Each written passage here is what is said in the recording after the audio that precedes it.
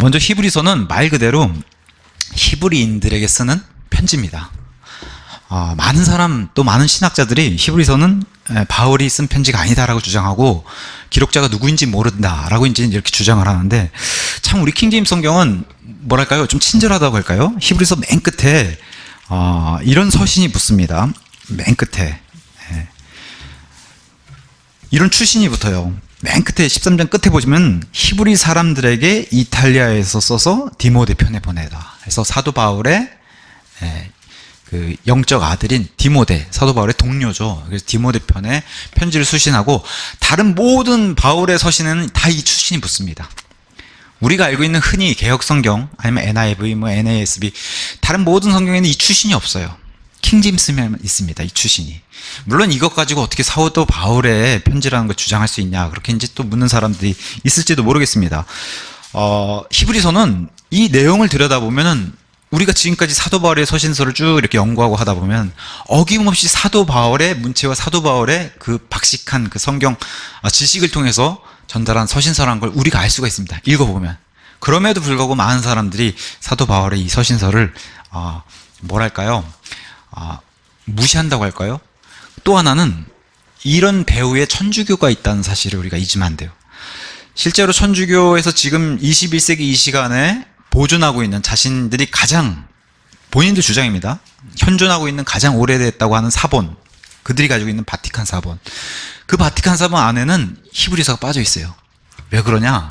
천주교에서는 굉장히 치명적인 약점을 가지고 있거든요, 이 히브리서가 주장하는 게. 왜냐? 단번 속죄, 예수 그리스도의 피, 이거에 강한 메시지를 던지는 게 히브리서이기 때문에 천주교에서는 이것을 없애버린 거예요. 그래서 천주교 사본, 바티칸 사본에서는 히브리서가 없습니다. 왜냐? 매주 미사를 통해서 그들은 희생 예식을 드려야 되는데, 이 히브리서를 통해서 예수님이 단번에 치워버리셨잖아요. 그런 율법적인 것은. 그것이랑 강력하게 부딪히는 바로 그런 뭐랄까요, 복음의 정수, 그리스도의 피, 이 파워를 알려주는 게 히브리서. 그래서 히브리서는 뭐랄까요, 그리스도인들에게 굉장한 힘을 준다라는 그런 서신서로 알려져 있는데, 그런 배후에 천주교가 이런 사본을 좋아하지 않는다.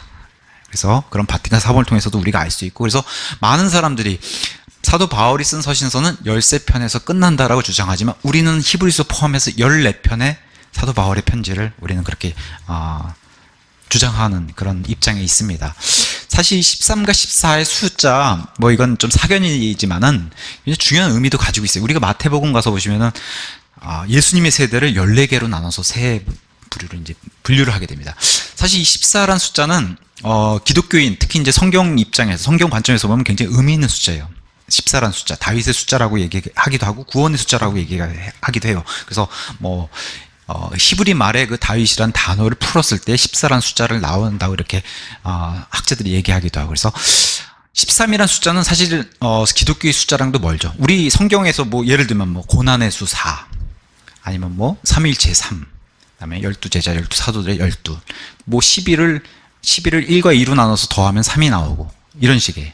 그다음에 우리가 아는 7개의 건반 안에 또 5개의 건반, 검은 건반을 더해서 12개의 건반이 된다든가, 이런 사실 하나님이 만들어 놓은 이런 하나님의 수들이 있어요. 7수라든가 3, 7 이런 숫자, 14 이런 숫자, 또 8 이런 구원의 숫자, 노아의 숫자 같은 이런 숫자들을 성경이 우리에게 성경 그대로 알려주고 있기 때문에, 사실 14라는 숫자가 그래서 기독교랑 좀 밀접한 관계를 맺고 있는데, 13이라는 숫자는 누가 좋아하냐면은 이집트 사람들이 좋아하는 숫자예요. 또 뉴에이지 하는 사람들이 좋아하는 숫자. 힘이, 그들이 말하는 그들의 입장에서의 신비로운 힘을 가지고 있다라고 주장하는 숫자 13. 사실 그런 의미에서 사실 천주교에서 나온 이런 성금요일, 13일의 금요일 이런 얘기도 있잖아요. 그래서 그들이 주장하는 그런 숫자의 그런 의미가 들어있기도 하고, 그래서 바울의 서신서를 13이라는 숫자에 맞추는 그런 의미도 좀 들어가 있고, 우리는 아니다, 바울은 14개의 편지를 썼다, 우리는 그렇게 믿고 있습니다. 자, 보통 이제 히브리서는 유대인들의 이제 편지로 알려져 있고, 말 그대로 히브리 사람들. 그래서 창세기 10장에 등장할 때 노아의 홍수 이후에 이제 10장에 이제 25절에 이렇게 되어 있습니다. 에벨에게는 24절에 아르박삿은 살라를 낳고 살라는 에벨을 낳았더라. 에벨에게 두 아들이 태어났는데 하나는 이름이 벨렉이었으니 이는 그의 날들의 땅이 나누었기 때문이라 하면서 그의 형제 이름은 욕단이었다. 그래서 이 에벨의 히브리 말의 어원의 뜻, 그 말 뜻을 찾아가보니까 이 에벨에서 히브리 사람들이 유래한 거 아닌가. 에벨은 건너왔다는 뜻이에요. 건너와서 땅이 갈라지는 벨렉의 그 시대. 그래서 이 벨렉의 시대에 지금 우리가 살고 있는 5대양 6대주로 땅덩어리가 찢어지는 이런 크나큰 지구의 변천기를 걷게 되는데, 그때 에벨이라는 이름의 사람이 건너왔다는 뜻. 그래서 여기서 아마 히브리 사람이 히브리로 이제 말이 유래된 거 아닌가 이제 이렇게 유추해 보기도 합니다. 히브리서는 일단 하나님을 알고 있는 유대인들 대상에서 편지를 썼기 때문에, 특히나 히브리서, 신약 성경에 들어가는 히브리서는 구원받은 유대인들, 이 사람들도 교회예요. 교회인데 출신이 어디냐? 유대인들 출신의 교회라는. 그래서 히브리서, 아예 하나님을 몰랐던, 이 유대인들은 하나님과 밀접한 관계를 가지고 있지 않습니까? 그래서 과거 율법도 가지고 있고 성전과 밀접한 관계도 가지고 있고, 2000년 전에 사도 바울이 이 편지를 썼을 때는 건물 성전도 여전히 존재했던 그런 시대였고, 그래서 이런 하나님을 태어나면서부터 학습받은 그런 민족에게 쓴 편지, 그 민족 가운데 교회가 돼서 구원받은 사람들에게 쓴 편지. 그래서 너희가 하나님도 알고 구원받은 상태에서 이렇게 어떻게 무지할 수가 있냐, 이제는 가르쳐야 하는 선생의 입장에서 어떻게 다시 여전히 어린아이에 머물 수 있냐, 이런 이제 얘기를 한 것처럼, 하나님을 아는 사람들에게 쓴 편지, 특히나 유대인들, 그런 사람들에게 쓴 편지가 바로 히브리서. 이거와 쌍벽을 이루면서 대적할 만한 그 서신서가 하나 있죠. 아예 하나님을 모르는 이방인들에게 편지를 주면서 하나님의 계획과 이런 존재가 있다는 사실, 그리고 구원의 계획을 알려주는 그런 교리적인 책이 바로 로마서입니다. 그래서 히브리서, 유대인들의 히브리서가 있다면 이방인들의 로마서가 있다. 그래서 로마서는 아예 창조주 하나님을 설명하면서 나갑니다. 너희가 왜 죄인들이 됐고 창조주 하나님이 계시고. 근데 히브리서는 창조주 하나님을 얘기하지 않거든요. 왜? 유대인들은 이미 창조주 하나님을 알기 때문에 이 지식을 빼고 시작하게 됩니다. 이 지식을 빼고. 그래서 보통 우리나라 같이, 대한민국 같이 교회가 많은, 그래서 사전 이런 하나님에 대한 지식이 그나마 다른 타국에 비해서 많은 이런 나라는 히브리서도 굉장히 유용해요. 하나님에 대한 지식들이 어느 정도 있고 그분의 아들 예수님에 대한 지식이 어느 정도 있기 때문에. 그래서 교회를 꽤 다닌 사람들에게는 히브리서식의 전도도 꽤 소위 말해 먹힌다고 할 수도 있고, 근데 아예 모르는, 아예 이슬람 국가라든가 아니면 아예 공산주의 국가, 아예 하나님을 모르는 그런 나라에서 구원을 받으려면 로마식의 접근이 훨씬 더 유용하다고 얘기해요. 너희가 어떻게 창조됐고 왜 죄인이 됐고, 이런 식의 교리적인 단계를 밟아가는 게 바로 로마서 단계니까, 이런 교리적인, 그래서 우리는 이런 구조적인 또 이런 해박한 성경의 지식으로 봤을 때 이건 분명히 사도 바울이 쓸 수밖에 없다, 이렇게 이제 주장하는 겁니다. 히브리서를 보면 볼수록 이건 사도 바울의 글일 수밖에 없다, 편지일 수밖에, 이제 그렇게 얘기를 하는 겁니다. 먼저 이 히브리서 박스 안에 가서 보시면 수신자가 1차적으로는 히브리 그리스도인들, 그 다음에 그리스도인들이 받았기 때문에 우리 역시 2차적으로 교회인 우리 그리스도인들도 실제적으로는 신약시대의 모든 성도들이 같이 받을 수 있고, 우리가 먼저 받았다 그러면 안 돼요.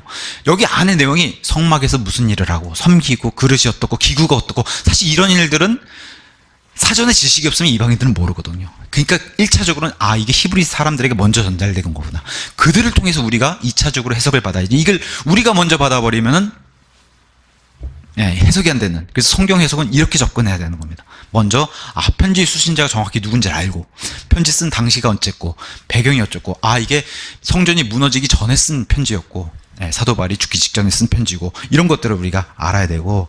자, 그러면서 여기 이제 히브리서 이름에 이제 등장하죠. 가서 보시면 오른쪽 위에 로마서가 이방인들을 향해 쓴 것이라면 히브리서는 유대인들을 향해 쓴 것이다.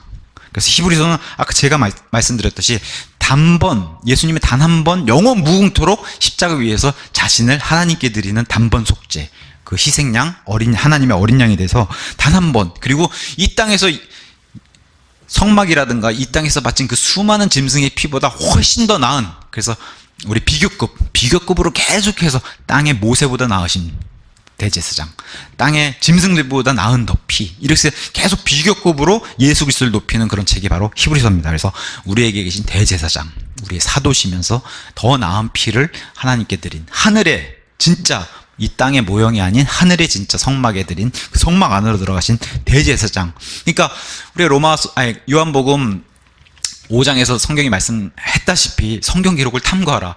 너희가 그것들 안에서 나에 대해서 증언하는 것을 찾을 수 있는데, 그 예수님에 대해서 증언할 수 있는 가장 또 강력한 그 편지가 바로 히브리서. 이 안에는 그냥 예수님의 얘기가 그냥 가득 들어있다. 이렇게 이제 생각하시고 히브리서를 보면서 앞으로 이제 오늘은 이제 1장만 볼 건데 1장을 보면서 히브리서가 이런 책이고, 그래서 정말 성경 자체, 우리가 이제 뭐 설교 말씀에는 우리가 그렇게 잘 살아야지, 뭐 예수님 만난 그런 뭐 감정적인 그런 것도 전달해야 되는 게 이제 설교라고 한다면, 성경 기록은 성경 공부 자체는 뭐랄까요, 정말 냉철하고 그냥 이성적인 판단을 위해서 성경 공부를, 물론 이제 뭐 설교식의 그런 뭐 어법을 가미해서 이렇게 성경 공부를 할 수는 있겠지만, 성경 공부 자체는 냉철하고 좀 논리적인 그런 걸로 성경 공부를 하는 게 가장 좋습니다. 자, 1장 한번 보실까요? 1장 보시면은, 지나간 때에 여러 시대에 다양한 방식으로 대언자들을 통해 조상들에게 말씀하신 하나님께서, 벌써 조상들이 나오면 우리의 조상이 아니라 히브리 사람들, 유대인들의 조상, 이스라엘 사람들의 자신들의 조상을 통해서 지나간 때에는 여러 시대에 다양한 방식으로 대언자를 통해 계시하셨다는 거예요. 그래서 구약 시대에는 꿈으로도, 환상으로도, 아니면 음성으로도, 이런 식의 다양한, 그래서 우리가 성경 처음부터 끝까지 살펴보면은 대부분의 사람들이 이스라엘 사람들이, 여기 등장한 대언자들, 과거 뭐 선지자라고 했던 그런 사람들. 우리 성경에는 선지자라는 단어는 없습니다. 왜냐? 선지자는 마치 사람이 앞을 내다보는, 예언할 수 있는 그런 능력을 가지고 있는 뜻이 들어가 있어요. 그런 뜻으로 많이 써요. 사실 그 뜻도 아닌데, 예언. 성경에 말한 특히 또 예언은, 우리가 뭐 은행에 예금했다 그러잖아요. 원래 그 말씀을 맡았다라는 뜻, 그 예자가 그런 예자인데도 불구하고 마치 선지자는 사람의 능력으로 이 앞을 보는 듯한 그런 인식을 줘요. 그래서 우리는 그걸 안 쓰는 겁니다. 말 그대로 하나님이 맡겨서 하나님 대신해서 전달하는 사람, 말을. 그래서 대언자라고 얘기해요. 프라피를 하고 하는 단어를 우린 그렇게 씁니다. 그리고 성경이 그걸 얘기하고 있고. 그래서 아론은 모세의 대언자라고 얘기해. 아론은 모세의 대언자, 대변자.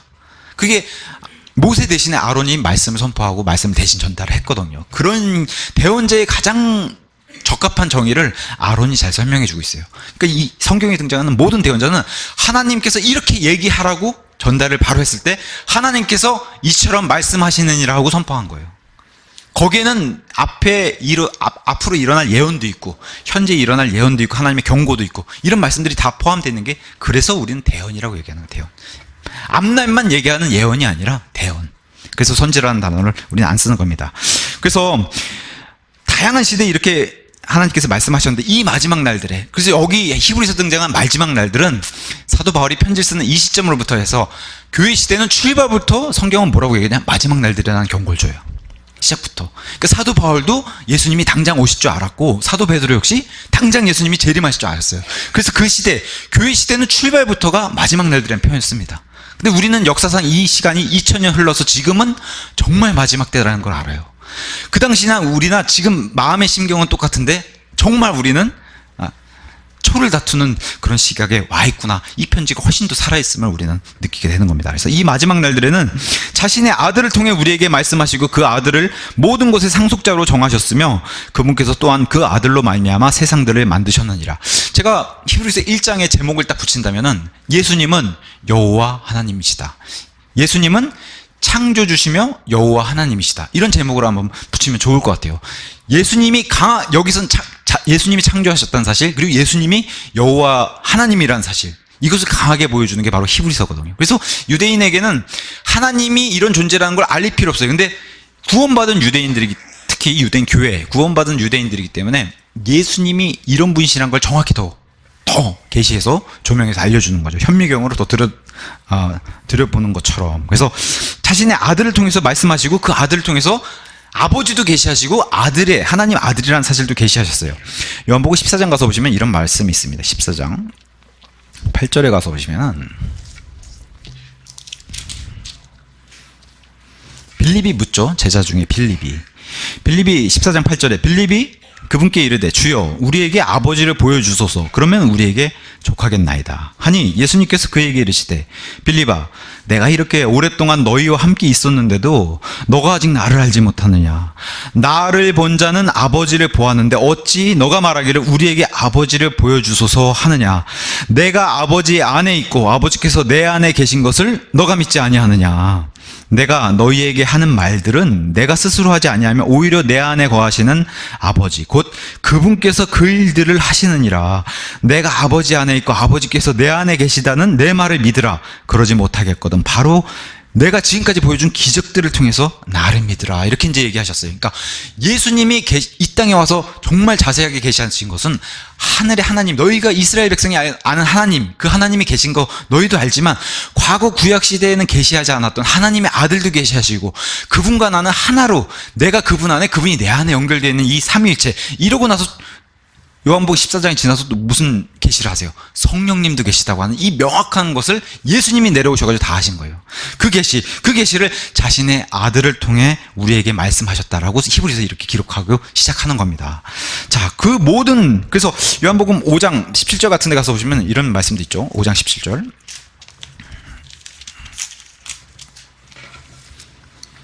예수님께서 하늘에 아버지가 계신다 하니까 유대인들이 죽이려고 그랬잖아요. 이스라엘의 아들의 개념은 이런 개념이다. 얼마 전에 이 삼위일체 개념을 무너뜨리는 창조된 아들 하나님, 그래서 그 아들 하나님을 제일 먼저 창조하고 그 아들 하나님과 같이 창조했다라고 하는 창조된 신의 이런 교리를 끌고 독립신대교에 들어온 연예인이 있었어요. 참 경악할 일이죠. 예수님은 창조된 그런 존재가 아니에요. 그 얘기를 요한복음이랑 이 히브리서를 통해서 강력하게 우리에게 메시지를 전달하는데 5장 17절에 이렇게 얘기합니다. 16절에 그러므로 유대인들이 예수님을 핍박하며 죽이려 하였으니 이는 그분께서 안식일에 이 일들을 행하셨기 때문이라. 안식일을 지켜야 되는데 이제 율법을 범하면서 기적들을 행하니까 이제 이렇게 유대인들의 반응이 나올 때 17절에 그러나 예수님께서 그들에게 응답하시되 내 아버지께서 지금까지 일하시니 나도 일한다. 나에겐 하늘에 계신 분이 하나님이 바로 아버지시다 했더니 18절에 이런 이유로 유대인들이 더욱더 그분을 죽이려 하였으니 이걸 받아들이지 못하겠는 거예요. 유대인들은. 왜냐? 이는 그분께서 안식일을 어기셨을 뿐만 아니라, 이게 중요한 게 아니에요. 다음이 중요한 거예요. 또한 하나님이 자기 아버지라고 말하여 자기를 하나님과 어떻게 만들어요? 동등하게 만드셨기 때문에. 이게 바로 예수님이 이 땅에 내려오셔서 성경 기록을 통해서 특히나 유대인이 바라본 시각에 있어서 유대인의 입장에서는 아버지와 아들이 동등, 그리고 아들이 그 아버지의 모든 것을 상속받는 이런 개념으로 하나님이 만들어 놓으셨기 때문에 그 만들어 놓으신 주체가 바로 예수님이에요. 창조할 때 이런 질서를 유대인에게, 이런 문화와 풍습을 만들어 놓으신 분이 하나님이신데, 예수님이신데, 이분이 내려오셔가지고 아들이라고 하니까 이 사람들이 뭐라고 받아들여요? 너가 지금 하나님과 너를 동등하게 만드냐? 사실 이것 때문에 죽은 겁니다. 예수님은 이 동등하게 만들었다고 하는 이 사실. 자, 10장 33절에서도 이 얘기를 합니다. 요한복음 10장 33절. 다른 복음서에는 이런 말씀이 등장하지 않아요. 왜 요한복음에만 등장하냐? 성경을 마무리하면서 이분은 하나님이셨다, 그거를 강조하기 위해서 요한복음에만 이 기록을 기록해 놓은 겁니다. 10장 33절에 이렇게 얘기합니다. 유대인들이 그분께 대답하여 이르되 우리가 너를 돌로 치려 하는 것은 너가 지금 선한 일, 이거는 인정을 하겠는데 이런 일 때문에 너를 죽이려고 하는 게 아니다. 바로 신성모독 때문이니 곧 사람인 너가 너 자신을 하나님으로 만들기 때문이라. 하나님의 아들이라고 자꾸 주장하니까, 하늘에 계신 하나님이 자꾸 아버지라고 주장하니까 너를, 이건 엄청난 신성모독이고 너가 자꾸 하나님이라고, 사람의 몸을 입고 와서 하나님이라고 주장하니까 이것 때문에 죽이려고 한다고 이제 이스라엘 사람들이 얘기하면 36절에 예수님이 그래서 반박을 이렇게 하세요. 나는 하나님의 아들이라 하고 말하였다고 해서 아버지께서 나를 거룩히 구별하사 세상에 보내신 자에 대해, 이게 이제 하나님께서 직접 기름 부음 해주신 메시아라고 보내주셨는데 너희가 말하기를 너가 신성모독한다, 이거 신성모독이라고 너가 얘기하는 거냐? 나의 이 기적들을 보고 내 말하는 것에. 그래서 예수님이 법정에 끌려가서 하신 것도 내가 회당에서 선포하고 나에게 악한 것이 있으면 한번 대봐라, 내가 틀린 게 있으면 한번 대봐라, 이렇게 얘기하는데 이스라엘 사람들이 받지 못하는 게, 겉보기엔 일단은 외모가 못생겼어요. 꾀죄죄하죠. 아무래도 공생의 기간에 돌아다니면서 제대로 씻지도 못하니까. 그런 모습으로 하나님이라고 주장하니까 지금 이스라엘 백성이 여기에 실족해서 넘어지게 되는 겁니다. 그 모습을 보여주는 거예요. 자, 근데 이분은 뭐라고, 그래서 사도 요한이, 제자 중에 가장 사랑받았던 사도 요한이 뭐라고 얘기합니까? 처음에 말씀이 계셨고 말씀이 하나님과 함께 계셨으며 그 말씀이 하나님이셨더라. 이분 하나님이시다.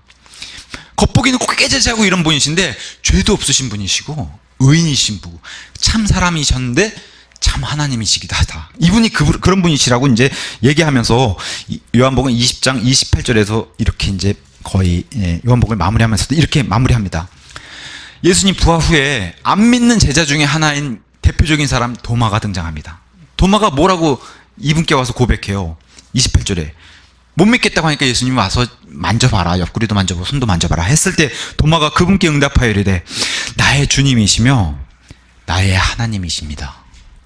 예수님은 하나님이라고 고백해요. 맞습니다. 하나님이십니다. 요한일서 5장 20절에 사도 요한이 동일한 기록자가 이렇게 이제 기록을 합니다. 5장 20절.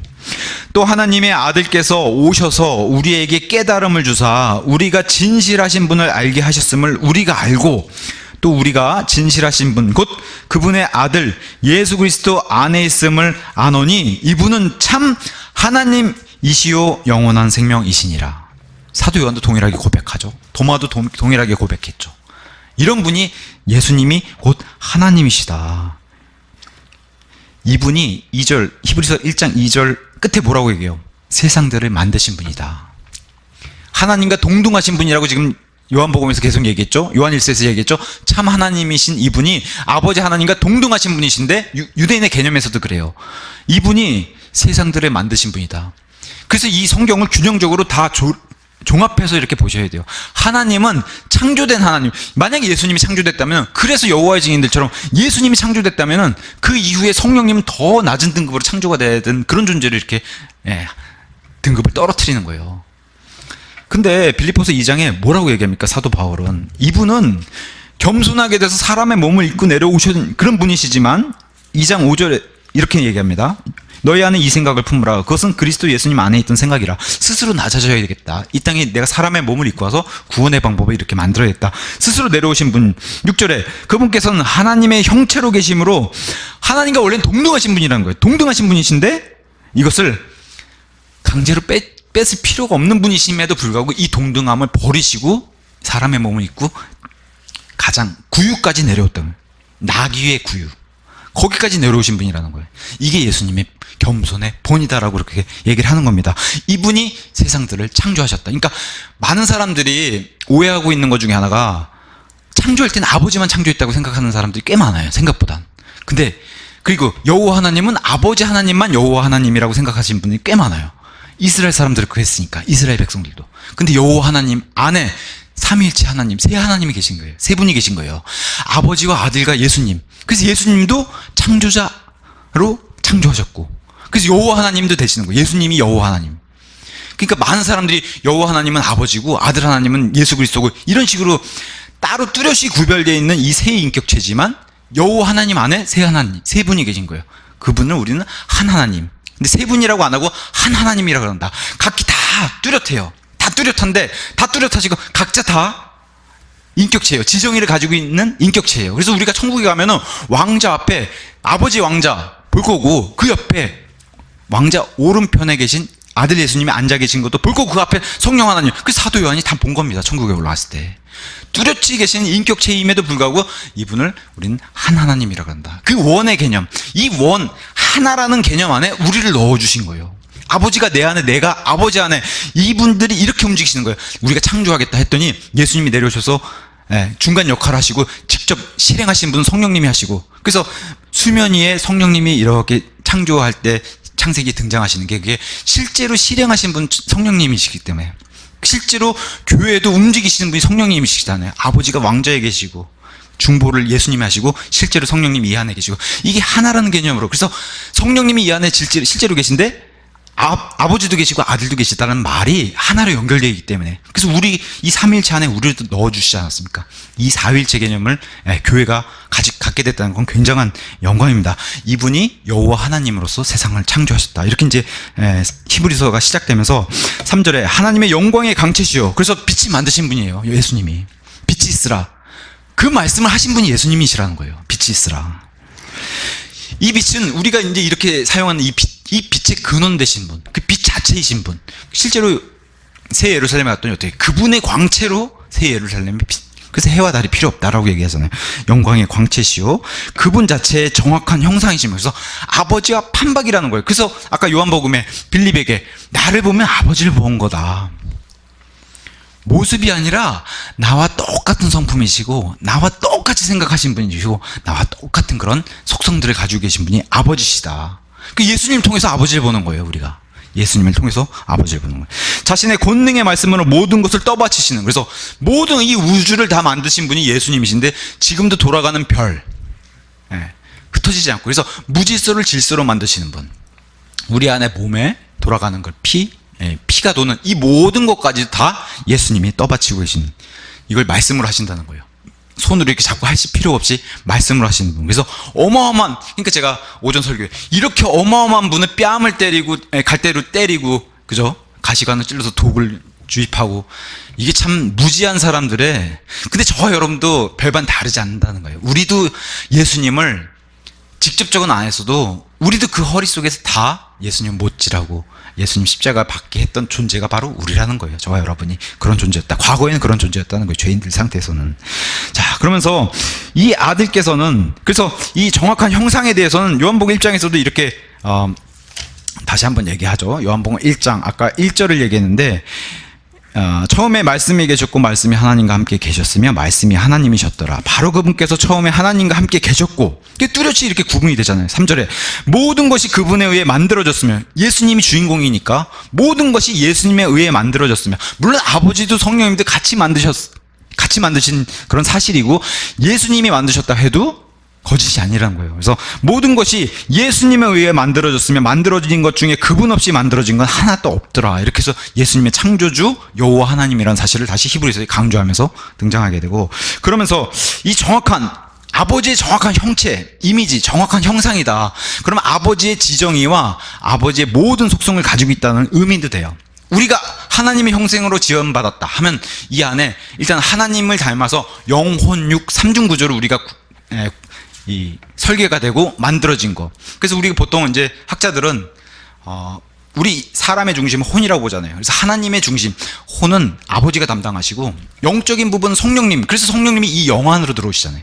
영적인 부분은 성령님이 담당하시고, 우리의 가장 연약한 육신, 그 육신을 누가 담당하셨어요? 예수님이 담당하셨다. 이렇게 이제 분업해서 이렇게 나눠서 보기도 하고, 그 한 하나님 세인격체를 우리가 닮아서 영혼육의 삼중구조, 거기다가 지정의의 인격체, 이 모든 게 다 하나님의 형상을 닮은 것이다.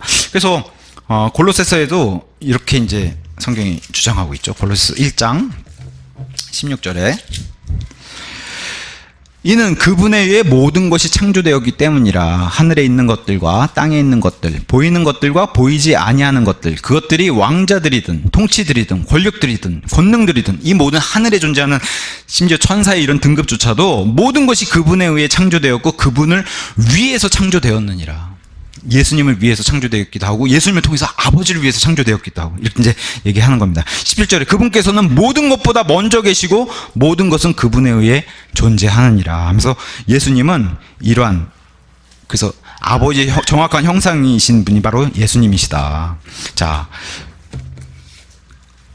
이분께서 그 3절에 모든 것을 그래서 떠받치시고 계신 이 아들께서는 친히 우리의 죄들을 정결하게 하신 뒤에, 깨끗하게 치우셨다는 거예요. 정결하게 하신 뒤에. 여기도 정확히 성경이 설명하고 있죠. 우리의 죄들.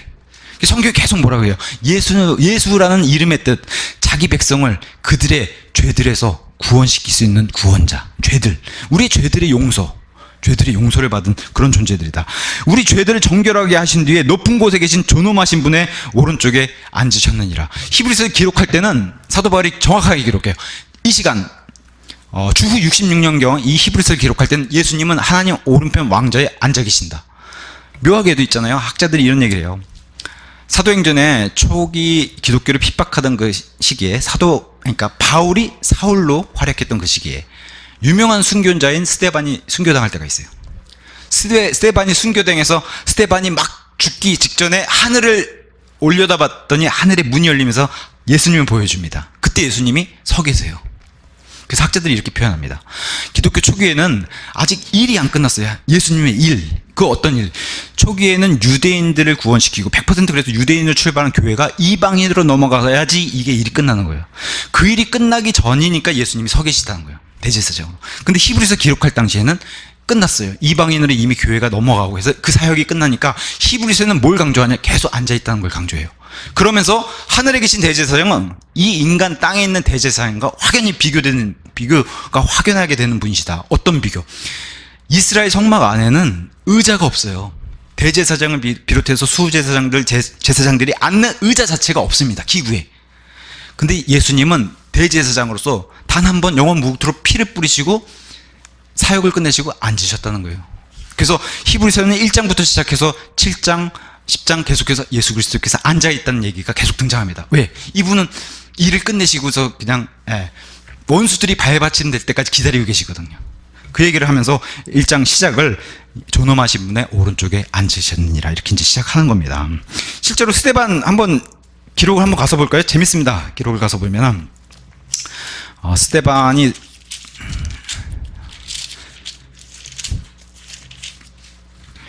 (7장 54절에) 등장하는데 스데반이 죽기 직전입니다. 그들이 이것들을 들을 때, 스데반의 설교를 들을 때 마음이 상하여 그를 향해 이를 갈았으나 그가 성령님으로 충만하여 똑바로 하늘을 우러러 본 뒤 하나님의 영광과 예수님께서 하나님 오른쪽에 서 계신 것을 봤다. 그러면서 다시 한번 강조를 해요. 이르되 보라 하늘들이 열리고 사람의 아들, 저분이 이 땅에 내려오셨던 그분이신데 부활해서 올라가셔서 하나님 오른쪽에 서 계신 것을 내가 보노라고 사도가 아닌 스데반이 이렇게 증언을 했고, 이렇게 해서 스데반이 이제 순교당에서 올라간 뒤에 히브리서 1호부터 벌써 30년이 흐른 거예요. 거의 30년이 흘러서 히브리서 기록 당시에는 예수님은 대제사장, 그러니까 예수님이 이 땅에서 무슨 역할을 하셨어요? 대언자 역할. 이 땅에, 그러니까 히브리서 이제 나중에 우리가 공부하면서 배우겠지만 히브리서에 공부하면서 인간 제사장이 있는 이 질서를 예수님이 깨지라 하세요.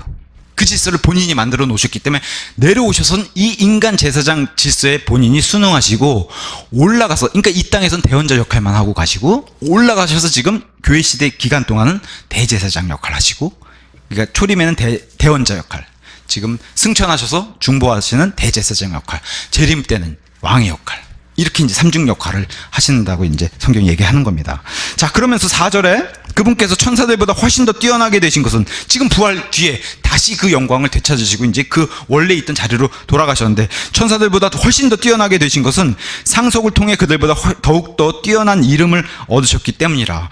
이 상속이라 함은 예수님이 이 땅에 오셨을 때 비천한 낮아지는 겸손을 통해서 이 땅에, 빌립보서 2장 9절에 이렇게 얘기합니다. 그러므로 하나님께서 그분을 높이 올리시고 부활 뒤에 모든 이름 위에 있는 이름을 그분에게 주사 하늘에 있는 것들과 땅에 있는 것들과 땅 아래에 있는 것들의 모든 무릎이 어떤 이름? 예수라고 하는, 자기 백성을 그들의 죄들에서 구원시킬 수 있는 이 구원자라는 이름에 굴복하게 하셨다. 이 이름을 가장 높은 곳에 다시 올리신 그런, 이게 부활 뒤에 이제 다시 그 영광으로 돌아가신 그 일이라고 얘기하면서, 그러면서 5절에 그분께서 어느 때 천사들 중 누구에게 너는 내 아들이라 이날 내가 너를 낳았도다 하고 말씀하셨느냐, 또다시 나는 그에게 아버지가 되고 그는 내게 아들이 되리라 하고 말씀하셨느냐. 어떤 사람들은 이 구절 때문에 영원 전에 모든 것을 창조하시기 전에 하나님도 이렇게 해서 창조하신 거라고 이 구절을 갖다 그렇게 써요. 근데 우리 예수님 또 성령, 이 하나님은 창조되지 않은 동등한, 영원 전부터 하나님은 세인격체로 계셨던 분이에요. 누가 누굴 창조해서 낳고 하는 게 아니라, 여기 이제 이런 낳고는 왜 등장하냐, 예수 그리스도께서 이 땅에 사람의 몸을 입고 내려오셔야 되고 부활해야 되는 그 일 때문에 지금 이 구절들이 자꾸 나오는 겁니다. 근데 이 구절을 마치 영원 전에 하나님이란 존재도 창조해야 된다는 걸 자꾸 갖다 쓰니까 이게 문제가 되는 거예요. 예수님이 이 땅에 사람의 몸을 입고 일단 마리아 뱃속에 수태하셔야 되죠. 그런 신비로운 미스테리가 일어나야 되기 때문에 그 일을 두고 한번 얘기하고, 이분이 죄를 담당하시고 죽으셨잖아요. 부활시켜야 되는, 그래서 내가 이날 너를 낳았도다, 우리말로 낳았도다 하지만 특별한 관계를, 비같은 특별한 관계를 다시, 그 영원 전부터 있었던 삼위일체가 끊어졌어요. 한번 죄 때문에 십자가 위에서 그걸 다시 맺었다는 거예요. 부활시킴으로써. 그 얘기를 지금 이 시편 말씀을 통해서 계속 얘기하는데, 이걸 자꾸 저 영원 전 하나님인 상태, 천사 셋째 하늘도 창조하기 전 그 하나님만 존재했던 상태에서 아버지가 자꾸 창조했다라고 이 구절을 갖다가 끌고 가니까 문제가 되는 거예요. 하나님은 처음, 영원 전부터, 처음도 알 수 없는 그 존재에서부터 아버지와 아들과 성령님이 존재하는 거예요. 시작도 끝도 없는 분이에요. 이 하나님은, 이 세 인격체는 그런 분들이에요. 근데 이걸 자꾸 창조된 걸로 하니까, 예수님이 이렇게 창조해서는 성령님은 더 낮은 등급을 자꾸 창조시켜야 되는 그 여호와의 증인의 이단 교리가 자꾸 들어오는 거예요. 그런 일을 성경이 지지하지도 않습니다. 물론 욥기서 가서 보니까 하늘에 이런 천사들을 창조했을 때 하나님의 모든 아들들을 한번 가서 볼게요. 욥기서 38장 7절에 성경에 이렇게 얘기합니다. 38장 7절에 하나님이 이 땅을 우주를 창조하시면서 이렇게 얘기해요. 38장 7절에 어느 때에 새벽별들이 함께 노래하였고, 여기 새벽별들이 이제 천사들이에요. 하나님의 모든 아들들이 기뻐 소리를 질렀느냐. 너가 못 보지 않았냐. 이 얘기를 하는 겁니다. 셋째 하늘 창조할 때는. 그 얘기를 하면서 하나님께서 새벽별들과 함께 노래했고, 이 우주와 지구를 창조했을 때 그 하나님의 모든 아들들이 기뻐 소리 질렀다. 아니, 여기 하나님의 아들들이라고 천사들 얘기하지 않습니까? 히브리서 1장 5절의 말씀은 여기 그냥 아들들인 이런 소문자 얘기하는 게 아니에요. 예수 그리스도, 여기 아들은 고딕체로 돼 있잖아요. 대문자 선, 이 신성을 부여한 유일한, 그래서 only begotten son 이렇게 되는 거. only begotten 대문자 선. 이건 예수님께만 묻는 호칭이에요. 내가 예수 그리스도를 다시 부활시키면서 다시 삼일체가 연결되는 이러한 삼일체 관계의 그 하나님으로 다시 내가 너를 낳았다. 내겐 가장 귀한 존재가 아들 하나님이라는 거예요. 그 얘기 하시는 거예요. 지금 영원전에 무슨 하나님을 창조하는 이런 얘기가 아니라. 그래서 부활하고 나서 내가 다시 아들 하나님과 관계를 맺은 그 얘기를 하는 겁니다. 그래서 대문자, 아들도 대문자고 아버지도 대문자예요. 하나님의 신성인 존재가 신성으로 연결되어 있는 그 얘기를 지금 하는 겁니다. 우리 그 바리새인들을 시험하게 하는 그 웃긴 얘기가 있죠. 마태복음 22장 41절에 46절에 가서 보시면 바리새인들이 와서 예수님이 질문 던져도 대답을 못해요. 그러면 어떻게 다윗의 후손으로 메시아가 온다고 분명히 성경 기록이 그렇게 되어 있는데 왜 다윗은 그 자기 후손을 주님이라고 가냐? 쉽게 말해 여호와 하나님이 자신의 아들인 여호와가 아도나이에게, 구약 성경에도 그렇게 되어 있습니다. 아버지 아들의 관계를 뚜렷이 구별하기 위해서 그렇게 기록을 해주셨는데 어찌 그럼 다윗이 자신의 후손으로 오신, 자기보다 후손인데도 그 후손에게 주님이라고 부르냐? 자기 구원자라고. 이거는 성육신의 그런 신비를 이해하지 못하기 때문에 그렇죠. 이게 다윗까지 갈 필요도 없어요. 마리아가 자기 뱃속에 낳은 아들을 주님이라고 불러요. 그거를 이해를 못하는 겁니다. 이스라엘 백성들은 성육신으로 오신 그래서 이 호칭 논쟁이 벌어지죠. 어찌 다윗이 그를 그리스도라고 부르냐. 근데 이거는 하나님이 사람의 몸을 입고 오신, 육신을 입고 오신 성육신의 이 신비 때문에 그런 일이 발생했는데 어마어마한 일이죠. 하나님이 사람을 돼서 오셨다고 하는 자체가. 그래서 하나님께서 특별히 맺은, 그래서 하나님의 아들 유일한 관계로 맺은 이 단어에 대해서 성경이 요한복음 1장 18절에 이렇게 얘기합니다. 우리 말로는 고딕으로 독생자라고 얘기해요. 독생자. 영어로는 근데 only begotten son. 그래서 대문자. 하나님과 특별 관계를 맺는 대문자 son. 신성의 그 아들을 뜻하는 only begotten son이라는 단어를 이렇게 우리에게 얘기해주고, 가장 유명한 요한복음 3장 16절. 그 다음에 18절에도 동일하게 등장하죠. 하나님이 세상을 이처럼 사랑하사 자신의 독생자를 주셨으니 그 독생자가 only begotten son. 하늘에 유일하게 존재하는 유일무이한 하나님 아버지와 특별 관계를 맺는 삼일체 관계의 아들 하나님을 주셨다는 거예요. 우리를 위해서. 18절에 동일하게 얘기합니다. 그를 믿는 자는 정죄를 받지 아니하니 믿지 아니하는 자는 하나님의 독생자 only begotten son, 독생자의 이름을 믿지 아니함으로 이미 정죄를 받았느니라. 이런 존재라는 거예요. 하나님 아들. 이분이 사람의 몸을 입고 내려오셨기 때문에 죽을 수밖에 없고, 그래서 아버지가 다시 부활시켜서 일으켜 세웠는데, 이렇게 세우고 나서 다시 관계를 맺으니까 다시 원위치. 그래서 아버지 왕자, 원래 영원전부터 오른쪽에 앉아 계신 분이 다시 부활해서 올라가서 오른쪽에 앉았다는 이 얘기를 내가 이날, this day, 이날, 부활한 날을 얘기하는 거예요. 이날. 영원전에 어떤 사람이 가늠도 못한 그런 날에 하나님을 창조한 게 아니라 부활하신 예수님, 또 이 땅에 육신을 입고 내려와서 태어나야 하는 그날, 이런 걸 통해서 하나님이 나왔다, 다시 관계를 맺었다, 이렇게 얘기하는 거지. 이게 영원전부터 하나님을 창조하고 이런 얘기가 아니에요. 그런 얘기를 하면 그래서 이단이 되는 겁니다. 하나님은 동등하신 분이세요. 아들 하나님, 아버지 하나님, 성령 하나님. 자, 그래서 요한일서 4장 9절에서도 이것에 대해서 이렇게 얘기합니다. 요한일서 4장 9절에서도 하나님께서 자신의 독생자 only begotten son, 자신의 독생자를 세상에 보내사 우리가 그분을 통해 살게 하셨으므로 이 점에서 하나님의 사랑이 우리를 향해 나타났느니라. 독생자의 뜻이 이렇게 돼요. 물론 우리 한자로는 조금 의미가 조금 정확하진 않지만 하나님께서 유일하게 관계를 맺은 대문자 son, 그래서 천사들에겐 이런 대문자 선을 붙인 적이 없다라고 얘기하시는 거예요. 이 히브리서 1장 5절의 말씀. 천사들에게는 아들들이라고 얘기했음에도 불구하고 천사들에게는 소문자를 붙이지 대문자를 붙이지 않는다는 거예요. 대문자는 누구만 붙여요? 아들 하나님께만 붙인다는 거예요. 6절에 또다시 그분께서 그 처음 나신 분. 그래서 왜 처음 나신 분이 왜 이거를 그 박모 씨 그 연예인 강사는 이 처음 나신 분을 하나님 창조에 처음 나신 하나님이시란 뜻으로 갖다 해석을 하더라. 그래서 이단이 되는 거예요. 여기 처음 나신 분은 부활의 처음. 우리 모든 창조의 처음 다 예수님이 다 하시잖아요. 부활의 처음도 예수님이 다 여시는 거예요. 그래서 계시록 1장 5절에서도 이 처음 나신 분에 대해서 성경이 명확하게 이렇게 얘기하지 않습니까? 또 신실한 증인이시여 죽은 자들 중에서 처음 나신 분, 부활. 이 땅에서 이런 시체가 일어난 적은 없다는 거예요. 그걸 예수님이 스타트를 끊으셨다는 거예요. 그 얘기를 하는 거야. 처음 나신 분, 퍼스트 본이라고 하는 이게. 탄생도, 이 땅에 하나님이 사람의 몸을 의인으로 태어난 처음 나신 분도 예수님이세요. 맞습니까? 그런 분도 예수님이시고, 죽은 자 가운데서 부활하신 분, 그 처음 나신 분도 예수님이세요. 그 얘기를 하는 겁니다, 지금. 창조된 신이 아니라. 자, 그래서 이 땅에 마리아 뱃속에 수태돼서 구유에서 태어날 때도 천사들 보고 경배하라 그랬어요. 그죠? 처음 나신 분. 이 세상에 처음 나신 분. 그 얘기를 하는 겁니다. 또다시 그분께서 그 처음 나신 분을 세상 속으로 데려오실 때, 탄생하실 때도 이르시기를 하나님의 모든 천사들은 그에게 경배하라. 그래서 그 밤에 경배했어요, 다 천사들이. 하나님께 영광되고 땅엔 평화가 되고.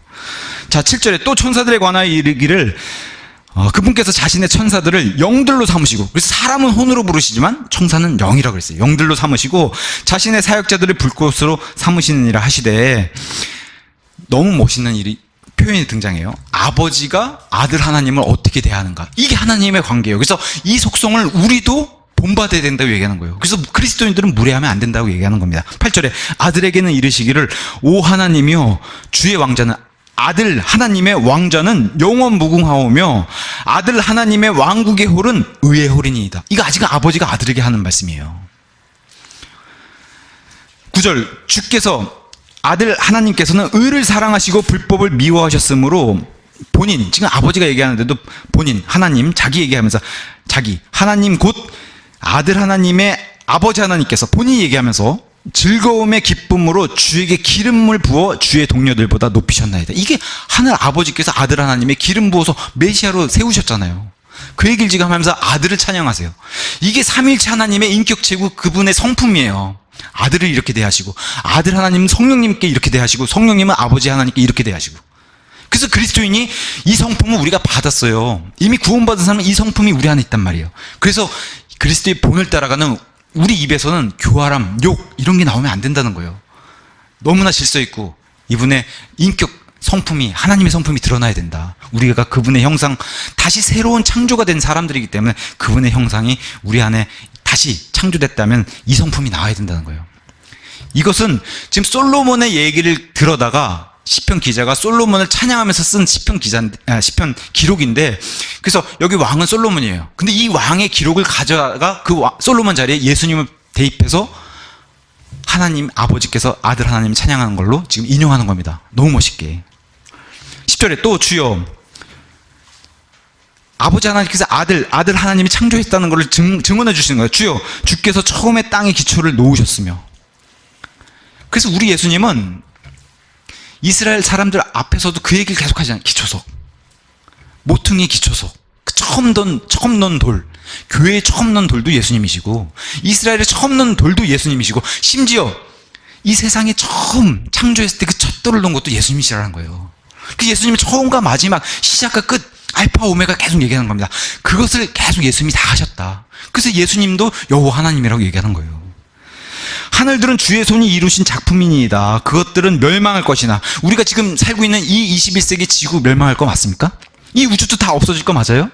성경이 그렇게 명확하게 기록하고 있고, 이것은 계시록에 가서 더 확실히 계시해주고 있죠. 멸망할 것이나 주께서는 여전히 계시고 그것들이 다 오신 날들 낡아지리니 주께서 의복같이 그것들을 접으시면, 그 옷을 이렇게 접듯이 우주를 접으신다는 거예요. 얼마나 두려운 말씀입니까? 이런 분이 내려와서 뺨을 맞으신 거예요. 정말 뭐랄까요? 어떤 연예인의 대사처럼 어이가 없죠. 어이가 없는 일입니다, 진짜. 이분이 이렇게 옷을 접듯이 우주를 접으실 수 있는 분이시고, 우리 그 복음서의 표현대로라면 두루마기 접듯이 접으신다는 거예요. 우주를 그렇게 접으실 분이시고, 지금 우리가 살고 있는 이 첫 번째 지구와 첫 번째 우주는 이렇게 접으신다는 거예요. 그럼에도 이렇게 바뀔 것이나 주께서는 동일하시고, 그래서 히브리서 13장에 예수님은 어제도 오늘도 영원무궁토록 동일하신 분이시다. 변함이 없으시다는 거예요. 이분은 나중에 이분의 성품 그 100%를 우리에게 주세요. 그죠? 우리가 예수님 할 때 100%를 주세요. 그러니까 예수님은 영원 전부터 시작부터 100이셨어요. 이분이 뭐 이렇게 1부터 채워나가신 분이 아니라 100이셨어요. 다만 이분이 이 땅에 내려오셨을 때 본 때문에 우리에게 본 발자취를 남기신 것이지, 이분은 처음부터 100을 찍으신 분이세요. 하나님이시기 때문에. 그래서 그 100을 우리에게 장차 약속의 말씀들로, 너희가 나를 만날 때 내가 너희에게 100을 찍어서 100을 준다. 몸도 영도 혼도 100을 준다. 그땐 죄가 하나도 없죠. 이 땅의 모든 부활하는 존재 가운데 교회가 맨 먼저 죄가 박멸된 상태로 선물을 받아요. 교회가 맨 먼저 받습니다. 그 다음에 환란의 순교성도, 구약성도 이런 순서대로 나가요. 교회가 맨 먼저 받는 거예요. 7년 먼저. 그것을 주시겠다는 거예요. 하나님은 예수님 동일하시다. 주의 횟수는 끊어지지 아니하리이다. 예수님의 날들은, 연수는 끊어지지 아니한다는 겁니다. 13절, 그분께서 어느 때의 천사들 중 누구에게 내가 너의 원수들을 너 발맞춤으로 삼을 때까지 내 오른쪽에 앉아있으라. 천사들에겐 이렇게 매겨준 천사가 없다는 거예요. 누구에게만. 그러니까 아버지 하나님이 얼마나 아들 하나님을 귀하게 생각하세요. 오직 온리 비같은 선, 내가 유일하게 나랑 가장 밀접하게 관계를 맺고 있는 삼위일체 중에 아들 하나님과 그에게만 이렇게 부활 뒤에 이런 명령을 우리에게 보여주시려고 사실 주신 거예요. 사실 그 두 분끼리 이런 명령이 뭐가 필요하겠어요. 그러니까 성경 기록들은 사실은 우리를 위해서 이렇게 남겨주신 거예요. 질서를 보여주신 거예요. 아버지가 아들을 위해서 이렇게 대해주신다. 아들은 또 아버지에게 이렇게 대하신다. 그걸 보여주시는 게 바로 히브리서의 말씀을 통해서 우리에게 보여줬고, 천사들은 처음부터 끝까지 14절에 그들은 다 구원의 상속자가 될 자들을 위해, 저와 여러분도 구원받기 전에 이런 섬기는 영들에 의해서 우리도 모르게 보호를 받았다는 거예요. 하나님의 영들을 통해서. 그래서 우리가 아브라함 이야기, 천사들이 와서 그 영들이 실제로 하나님 허락하시니까 이 땅에 사람의 몸으로 나타나서 식사도 했죠. 소돔성에 천사들, 이 섬기는 영들이 나타나서 소돔성을 심판했죠. 그런 일들을 보여주는 겁니다. 베드로 감옥에 갇혔을 때도 천사가 끌고 베드로 감옥에서 탈출한 그런 모습도 보여줬고, 천사 한 명의 능력치가 열왕기하 19장 15절에 가서 보시면 18만 5천 명의 군사를 죽일 수 있는 이런 능력을 보여줘요. 그러니까 이런 천사들이 군단으로 오게 되면은 그렇게 끌고 내려올 본인 혼자서도 능력이 있으시고, 이렇게 천사를 끌고 내려와도 전멸시킬 수 있는 그런 권능을 가지신 분이 내려오셔가지고 수염도 뜯기시고, 그죠? 로마 군사들이 침도 뱉고 뺨도 때리고 이런 겁니다. 14절에 그들은 다 구원의 상속자가 될, 저와 여러분같이 교회 이렇게 구원받게 될 상속자들을 위해서 섬기라고 보내어진 섬기는 영들 아니야. 지금 천사와 하나님께서 유일한 아들, 천사들에겐 이런 은혜를 베푼 적이 없는데 유일한 아들이신 아들 하나님께 이걸 지금 비교급으로 계속 보여주는 거예요. 천사들에게 이런 적이 없다. 아들 하나님께는. 천사들은 아들 하나님의 이 관계를 따라올 수 없다. 그 얘기를 계속하면서 천사들은 오히려 교회를 섬기는 영들이다. 그래서 누가복음 15장 10절에 이제 이런 말씀 주시죠. 누가복음 15장 10절에 이제 복음서에 이제 등장한 천사들의 얘기가 이제 등장하는데, 이런 얘기가 등장합니다. 15장 10절에 이렇게 얘기합니다. 내가 너희에게 이르노니, 동전을 잃어버린 사람이 이 동전을 찾기 위해서 부단히 노력하고 찾으면 기뻐하잖아요. 그런 것처럼 이와 같이 회개하는 한 죄인으로 인해 하나님께서 천사들을 앞에서 저 하늘에서 기뻐하신다는 거예요. 천사들 앞에서 매우 기뻐하시다는 그 아버지 하나님의 모습. 근데 천사들도 같이 기뻐하고 섬기는 영들이니까 같이 기뻐한다는 얘기를 이렇게 하시는 겁니다. 마태복음 18장 10절에서도 이런 얘기를 합니다. 18장 10절에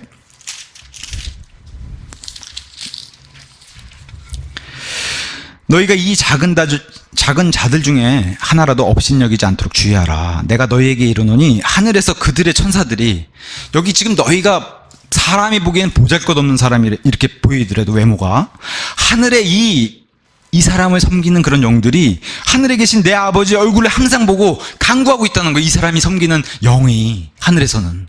이게 천사들이 섬기는 영의 역할. 아까 불꽃 자신의 사역자들을 불꽃으로 삼으셨다고 그러잖아요. 불꽃은 타서 없어지잖아요. 천사들이 이런 역할을 예수님 앞에서 한다는 거예요. 그래서 구약시대는 사실 이런 역할을 많이 하셨는데 신약시대는 특이하게 천사들을 통해서 일하시지 않고 사람을 통해서 일하신다는 겁니다.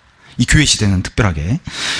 또 하나, 우리 베드로전서 요새 공부하고 있는데 베드로전서 1장 12절에도 이렇게 얘기합니다. 1장 12절에 그들이 자기들을 위해 그것들을 수행하지 아니하였고 11절부터 읽으면 자기들 안에 계신 그리스도의 영께서 그리스도의 고난과 그 뒤에 있을 영광을 미리 증언해 주실 때에 그 영께서 무엇을 혹을 어떨 때를 겉으로 드러내 보여주셨는지 탐구하였느니라 하면서 그들이 자기들을 위해 그것들을 수행하지 아니하고 우리를 위해 수행하였음이 그들에게 계시되었는데 그것들은 곧 너희에게 복음을 선포한 자들이 하늘에서 내려보내신 성령님과 더불어 이제 너희에게 전한 것들이요 천사들도 살펴보기를 갈망하는 것들이다.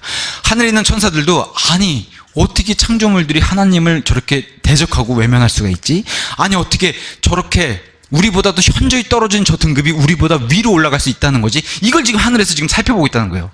인류 역사상도 계속 살펴봤고 믿음의 사람들이 마귀의 시험을 이기는 그런 모습도 같이 보고 쓰러지는 모습도 같이 보면서 천사들이 어떻게 이럴 수가 있을까? 그걸 같이 살펴보고 탐구하고 연구하고 있다는 겁니다. 천사들조차도. 그리고 실제로 천사들은 뭘 봤어요? 사탄 루시퍼가 타락하는 것도 봤고 그로 인해서 자신들과 동료인 천사들이 3분의 1이 떨어져 나가는 것도 하늘에서 이미 경험한 그런 존재들이라고 이제 성경이 얘기하는 겁니다. 자, 그러면서 이제 또 마지막으로 천사들은 또 누가복음 16장에 우리가 그 유명한 부자와 나사로 사건에서 사람이 죽으면은 사람을 지옥이든 그다음에 낙원이든 데려가는 존재가 천사들이라고 얘기해요. 그게 하나님의 일들을 하는 사역자들이기 때문에. 그래서 어떤 목사님들은 참 우리가 왜 성경을 이렇게 정확히 봐야 되냐. 지옥으로 가는 사람은 마귀가 끌고 간다고 주장하는 목사님들이 꽤 많아요. 이게 무식한 겁니다. 무지에서 나오는 거예요. 모든 하나님의 이 지옥과 천국으로 이동시키는 일은 천사가 하는 겁니다. 하나님의 사역자가 하는 거예요. 마귀에게 이런 일을 맡기시는 게 아니에요. 하나님의 일들은 하나님의 천사들이 하는 겁니다.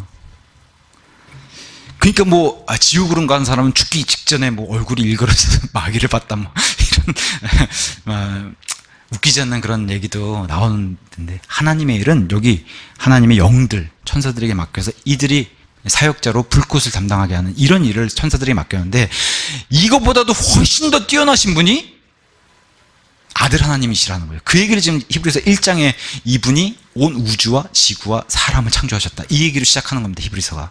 이 사실을 알고 있음에도 확실히 짚고 시작을 하는 거예요. 사도 바울이. 오늘은 사도행전 1장, 히브리서 1장을 오늘 살펴봤습니다. 여기까지 하고 마치도록 하겠습니다.